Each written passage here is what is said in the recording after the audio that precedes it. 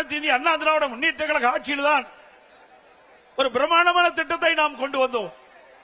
Metro rail திட்டம் கட்டம் 2 இந்தியாவிலேயே ஒரே திட்டத்திற்கு 63 கோடி ரூபாய் பெற்ற ஒரே அரசு அனைத்து இந்திய அண்ணா திராவிட முன்னேற்ற கழக அரசாங்கம்.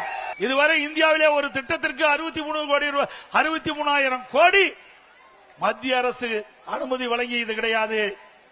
அனைத்து இந்திய அண்ணா திராவிட முன்னேற்ற கழகம் ஆட்சி செய்த பொழுது அம்மாவுடைய அரசாங்கம் மத்திய அரசோடு இணக்கமாக அணுகி சென்னை மாநகர மக்களுடைய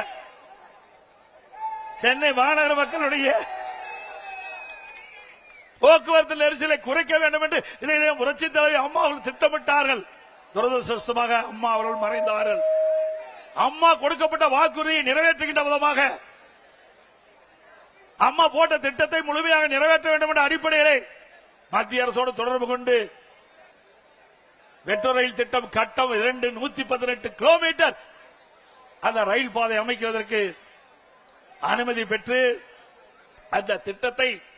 அந்த திட்டத்திற்காக மத்திய அமைச்சர் மரியாதைக்குரிய உள்துறை அமைச்சர் அமித்ஷா அவர்களை நேரடியாக சென்னைக்கு அழைத்து அடிக்கல் நாட்டிய அரசாங்கம் அதிமுக அரசாங்கம்.